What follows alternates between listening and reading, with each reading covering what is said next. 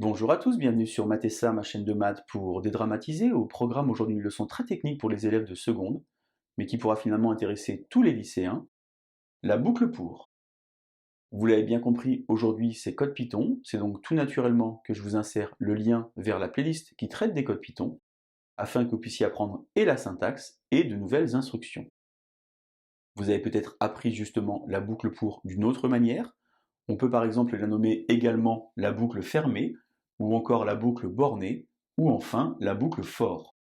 En termes de présentation algorithmique, on a donc pour une certaine variable, souvent nommée i ou k, allant d'une valeur minimale à une valeur maximale, qui sera donc donnée dans l'énoncé, on a donc une instruction, et en fermant la boucle, naturellement un fin de pour. Si je bascule en termes de code Python, attention ici à bien indiquer au bout du for i in range les deux points, afin de créer le phénomène d'indentation, le décalage. Alors il y a une vraie analogie entre la boucle pour et l'échauffement en EPS par exemple. Lorsque vous allez au stade d'athlétisme avec votre enseignant, eh bien le cours d'EPS débute toujours par un échauffement. L'enseignant assez fréquemment dit aujourd'hui échauffement 2 tours. Il se met autour du stade et va donc compter les tours que vous allez effectuer. Premier passage, il indique 1 tour. Deuxième passage, 2 tours et l'échauffement s'arrête. On a donc déterminé à l'avance le nombre de tours que vous alliez effectuer. C'est la raison pour laquelle on appelle ceci aussi une boucle bornée. On peut voir une autre analogie avec une histoire de boîte. On prend par exemple une boîte, on rentre quelque chose dans cette boîte, il s'y passe quelque chose, ça ressort en sortie, on recommence, ainsi de suite, autant de fois que déterminé à l'avance. On a donc aujourd'hui un exercice prétexte, un exercice avec du capital et des pourcentages.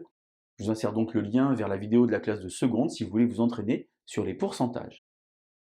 On a donc un capital de 5 000 euros, qui est donc rémunéré à 3% par an. Donnez la valeur du capital au bout de n années. Je vous insère alors sur la partie droite de l'image le code Python qui correspond à la situation.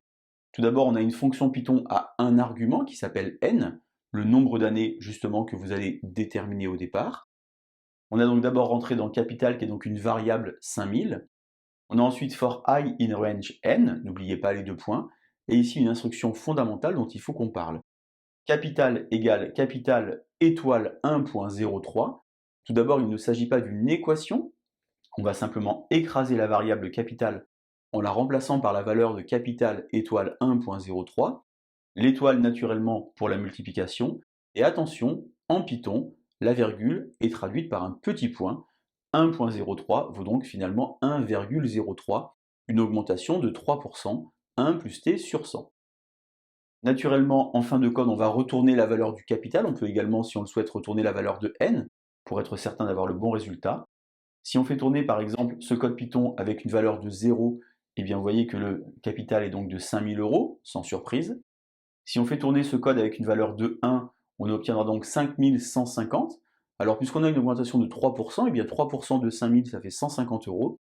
5 000 plus 150 ça fait évidemment 5 150 euros. J'ai donc fait tourner évidemment ce capital avec différentes valeurs, par exemple pour 5 ou bien pour 10. Et vous voyez donc qu'on a une augmentation significative du capital, naturellement liée à des intérêts composés. Si vous êtes élève en classe de première spécialité, il y a évidemment une analogie avec une situation que l'on apprend en première, qui s'appelle les suites géométriques. On a donc ici U0 qui vaut 5000, la première valeur, et on passe d'un terme au suivant, d'une année à la suivante, en multipliant donc par 1,03 UN. Vous remarquez que ici, puisque je suis en mathématiques, j'ai écrit 1,03 et non pas 1.03 comme sur le code Python que je vous avais rajouté là-haut. Pour finir, for I in range, on peut l'écrire de différentes manières.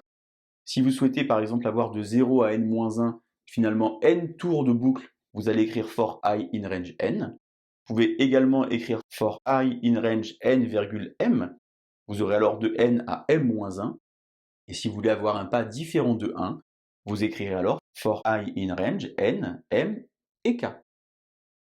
Allez, c'est l'heure du code. Je vous laisse vous entraîner et je vous dis à bientôt sur Mathessa. Bonne journée!